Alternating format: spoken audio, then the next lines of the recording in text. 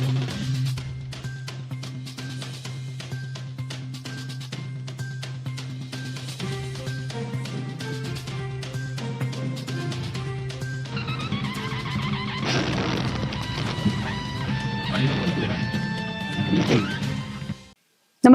आपण पाहता Hirkani news. Hirkani news प्रत्येक क्षण ताज्या घडामोडी आणि महत्त्वाच्या प्रत्येक बातमीसाठी नेहमी तत्पर. कोल्हापुरात जागतिक युवा कौशल्य दिनानिमित्त पंडित दीनदयाळ उपाध्याय रोजगार मेळावा संपन्न.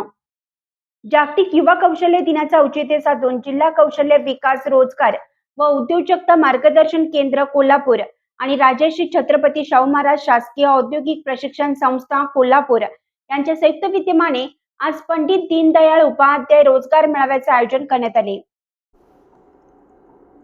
राजर्षी छत्रपती शाहू महाराज शासकीय औद्योगिक प्रशिक्षण संस्थेत झालेल्या या मेळाव्याचं उद्घाटन मान्यवरांच्या हस्ते दीप प्रज्वलन करून करण्यात आलं.